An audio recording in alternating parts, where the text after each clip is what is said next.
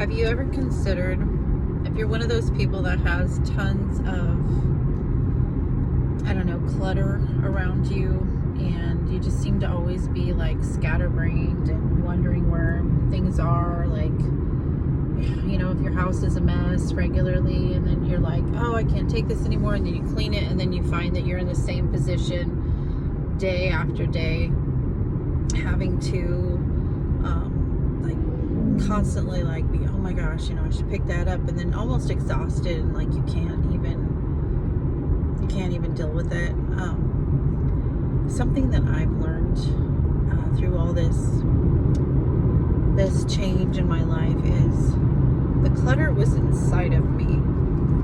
Let me explain. So it was, if you would have looked at my closet or my vanity area or whatever, you would just see this explosion of clothes and shoes and makeup and all this stuff that, you know, I would just be like, oh, trying on clothes and things like that. Well, instead of cleaning up after myself, I would just leave it. And one of the things that I realized when I started cleaning up my life and kind of really taking inventory of my mind and the things that I was thinking about and trying to manage my mindset and manage my life, I noticed that I started to kind of almost naturally clean up the clutter around me, even going through lengths of like organizing my closet deep, getting rid of stuff that I don't normally use so that I have room for new cute stuff.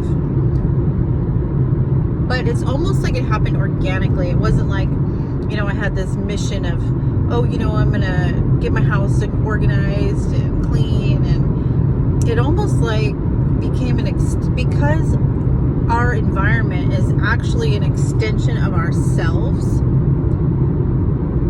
It's like it just kind of happened organically. It's just like as I cleaned up the clutter in my mind and I cleaned up the chaos in my soul, so to speak, it's like my outer world kind of started to match my inner world. Now, I'm not saying like all the clutter is completely gone and, you know, I have this Zen, you know, monk-like life. No, not far from it, but it's not the crazy, chaotic mess that it used to be.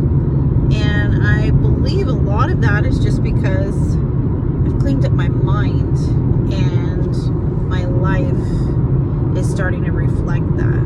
Well, think about it. When your mind is all cluttered and chaotic, and you're thinking about this and thinking about that, and you get so like wound up and into your own head and your own thoughts that you don't really pay attention to what's going on around you. And then you look around a couple days later and you've got a disaster area around you. Jordan Rubin says this is opposite is true as well. He tells people who are struggling with their lifestyle and maybe making better choices and things, he tells them to clean up their room, because their room is literally an extension of themselves, and I found that to be true. But anyway, just some tidbits of thought to think about.